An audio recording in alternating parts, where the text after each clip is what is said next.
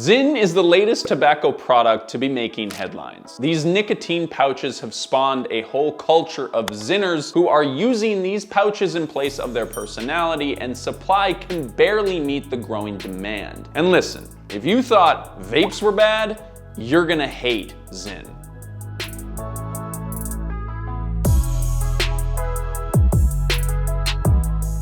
Thank you, Rocket Money, for sponsoring today's video. No, you are not imagining things. We are experiencing the holy trinity of the tobacco industry, the Father, the Son, and the Holy Spirit. First, we had cigarettes that gave us cancer, then they created vapes that gave kids lung disease, and now we have ZYN pouches to deal with. God, I love our world. I am a 30-year-old dad out here learning with you, and believe me when I say that this is one of the most baffling trends that I've seen in a while, and we have covered a few of them. If you want to subscribe to stay up to date with all the weird stuff out there that you do not want to get involved with, subscribe. Okay, now I should need to tell you how big of a deal the tobacco industry is, but I guess I have to. Every single year, the global tobacco industry rakes in $800 billion from 1.25 billion cigarette smokers, cigar aficionados, dippers, vapors, and more. If you compare this to another industry that sucks, the total vacuum industry is worth only like $40 billion. So it's a huge deal. What makes this truly impressive is also that this is happening despite decades of government regulation and social stigma. We haven't made a video about cigarettes because we sort of figured that it was common knowledge at this point, but we have made a video about vaping if you were interested in checking that out after this video. To give you a bit of a rundown though on that, governments have since cracked down on vapes with a degree of success, which seems to have only opened the door for the newest iteration of nicotine to sprout, which is pouches. Give me one of them pouches. I'm still trying to figure out if I can. Mixing is the problem. It's covered. In just a few short years, these little white packets of nicotine salts have become so much more than just a smoking alternative, and it is a little nauseating. ZYN's massive success today is partially because it solved a couple of pretty big problems with tobacco's previous products. Cigarettes, as you may already know, are a nightmare for your physical health, and they're just kind of disgusting to be around generally. But the tobacco industry created perhaps one of the most impressive brainwashing campaigns to convince literally everyone from the 20s to basically the 80s that cigarettes were actually healthy and like a social barometer of your coolness. And I know that we all know this today, right? But it's kind of hard for us to imagine today a culture where everyone, including the doctor in the hospital talking to you, is smoking a cigarette. What cigarette do you smoke, doctor? Of course, today now, the social stigma against smoking is very real, and it's hit the industry hard. And vaping was sort of like their reaction to try and revive the glory days when everybody was addicted to their product. However, vaping has lost its charm, and today it's found itself in a similar social order as cigarettes today. But ZYN has opened up a whole new world for them. All right, I've just popped out to get a haircut, and now I'm back to tell you about the sponsor of today's video, which is ZYN. Wouldn't that be crazy? The sponsor of today's video is Rocket Money. Now, there are people out there buying enough tins of ZYN to make tiny tanks out of them, and this has gotta cost a fortune for the people doing it. Now, maybe a lot of ZYN users don't care about the financial repercussions of their addiction, but if you have any issues whatsoever with managing your budget or keeping track of bills, Rocket Money is here to help. They are the all-in-one finance app that helps you save money and spend less. Rocket Money helps you manage your subscriptions, lower your bills, build a custom budget, and grow your savings all in one platform. It also helps monitor your credit and analyzes your spending habits to create a customized budget that actually works for you. I have personally found it very helpful to get notifications when I've exceeded my limits so that I know when I need to get back on track. Rocket Money can also help you lower your bills by negotiating for you from internet service to cable and even phone bills. To save even more and spend even less, join the over 5 million members using Rocket Money today. Go to rocketmoney.com/futureproof or click the link down in the description to get started for free. You can also unlock even more features if you decide to go with premium. That is rocketmoney.com/futureproof to get yourself started for free. Thank you, Rocket Money, for sponsoring today's video. So if vaping was the new cigarettes, ZYN is the new chewing tobacco. Now, chewing tobacco was never as popular as cigarettes were, but somehow the culture tolerated the spitting and the tooth rot that was associated with it, maybe because, I don't know, it was like the younger sibling to the popular kid in school, you know? And if we're sticking with the siblings metaphor here, cigarettes would be the eldest, vapes would be the middle kid, and that makes ZYN the youngest, and therefore the favorite, obviously. ZYN doesn't have the social baggage of smoking, it doesn't have the disgusting side effects of chew, and now it has one of the biggest social movements behind it, magnified by social media. I have receding gums, okay? Oh, sorry, that's my ZYN. That's probably why my gums are receding, to be honest. Now, with this context, you can see why the trend is so huge. It's the perfect hack for people who want that tobacco hit without the dirty looks. Apparently, the Swedes have been using a version of this technology since the 70s. Classic Swedes, eh? I mean, of course, they would come up with a spit-free, smoke-free way of getting their nicotine fix anytime they like. Just a bunch of hot, blonde people who love nature and good interior design. They're out there paying taxes, getting social services with a pouch in their lip, taking their daily dose straight into the bloodstream. Classic Swedes. So, there have been versions of this pouch thing around for a while, but it was ZYN that brought the habit to the States in 2014. And quickly, they became the Kleenex of nicotine pouches. This rise in popularity is partly due to its natural appeal as a way to get your nicotine fix easily and discreetly, but it's also due to the crazy and honestly kind of confusing amount of social hype around this product. Recent demand has risen so rapidly that it sparked a ZYN shortage, the so-called ZYN-demic. Zinfluencers across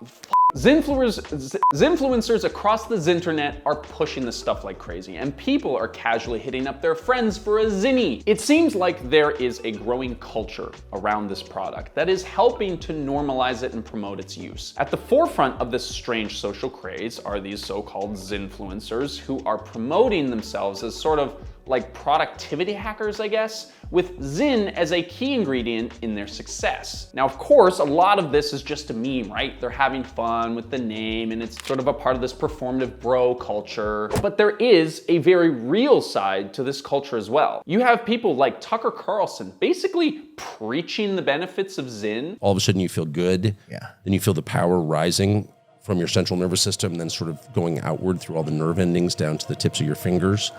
And then up here, it just starts crackling the synapses. Just close your eyes.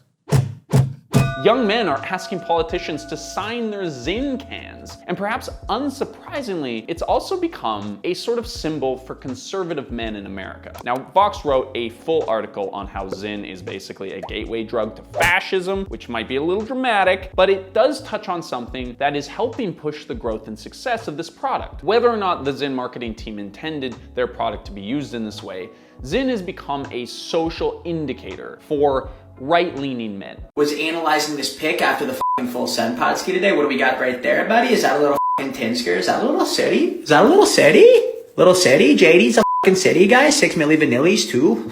Heavy hitter. Let's go, baby. Just earlier this year, a senator started talking about regulating these products, and that alone earned threats for, and I quote, a ZYNsurrection from high-profile political figures on the right side of the political spectrum. Now, this political allegiance might seem trivial or even detrimental to a company exclusively interested in making money off of people wherever possible, but this cultural tie actually ensures their future success. Perhaps without them even trying to, ZYN has tapped into a die-hard fan base. Today, more than ever, the products that we consume are indicators of our ideology and our sense of self. The pack of ZYN in your pocket tells people who you are. This is just classic old school tribalism, but in a modern context. However, you won't see any of this from the brand itself. If you Google Philip Morris, the parent company that owns ZYN, you will notice that it is delivering a smoke-free world. Never mind the fact that they are the company that literally owns Marlboro. Now, if we step away from the bros and the sort of prospective social impact of these things, we can point to some very real-world reasons why these things might be popular. One of the biggest of which being that nicotine pouches are popular because they're supposed to be better for you than cigarettes. ZYN describes their pouches as a life-saving product. Much like their nicotine gum and vapes of the past, it's supposed to be a cigarette alternative. But this is the tobacco industry that we're talking about, right? Our writing team spent days reading articles and studying the anecdotes from the internet randoms who happen to like these things. And what we have been able to discern is that there's not really a lot to be learned about these things right now. We have a fair amount of data on tobacco, we have less on smoke-free options, and we have basically nothing on ZYN itself. So right now, a lot of the rhetoric on both sides of the debate relies on anecdotal evidence and unproven hypotheses based on what little we know about this thing.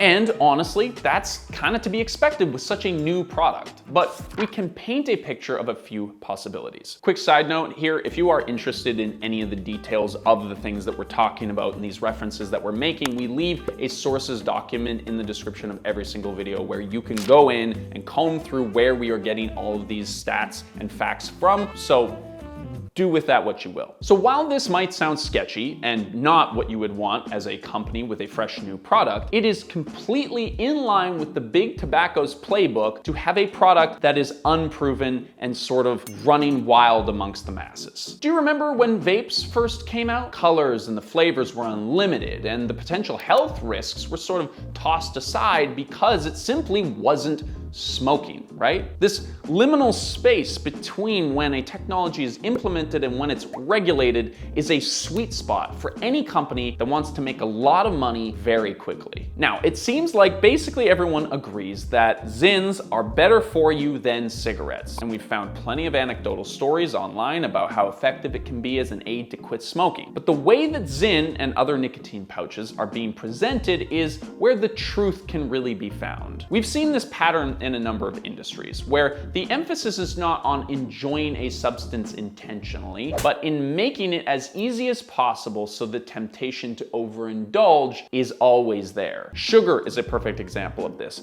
Alcohol is a perfect example of this. There's just not much about these products that encourages self-control. The slim form factor, the discretion of sticking it in your lip, the hustle culture that it's associated with, especially for young people with high pressure jobs who depend on stimulants just to get through the day, ZYN addiction could be a very normal thing in the very near future. The big concern here is that a new generation of ZYNers addicted to this stuff are kind of like guinea pigs in this mass social experiment. And of course, without knowing the true outcomes, we can probably deduce that this product is going to be very addictive. And there's lots of examples of people online right now saying that it is. And the thing is, we really don't know what the long-term effects of these nicotine pouches are, especially for the kids who are sucking on them every hour of the day and night. Now, you might be tempted to think that ZYN is going to be a good thing because it's the product that finally eliminated cigarettes, but they're actually just the rebirth of the tobacco industry. Just like how a huge portion of the vaping industry is dominated by big tobacco, they're now buying up nicotine pouches. ZYN is a key component for Philip Morris's stock market success right now, which just raises all kinds of concerns about what's possibly going on behind the scenes. The best possible thing that could happen for these companies is if the world gets hooked on ZYN without us fully understanding what is in them. And the thing is, we know the extent that they went to achieve this with cigarettes, how they manipulated data, how they bribed doctors, lobbied the government, and advertised to children. And no, that doesn't necessarily mean that they're doing that with ZYN right now. Thankfully, in many ways, their hands are tied because of the things that we implemented in the wake of cigarettes. But that still doesn't mean that anyone should be trusting these companies. And this is what I find absolutely baffling about the people who are promoting ZYN in any way. Now, I am of the opinion that you shouldn't be a sort of mindless fan of any corporation's product, but the tobacco industry has a near perfect record of being the worst. So no, we don't really know where this is going, but if you appreciate our interpretation of these kinds of things happening in our world today and it helps you understand and make better choices in your own life, consider liking and subscribing this video to see more content from us every single week.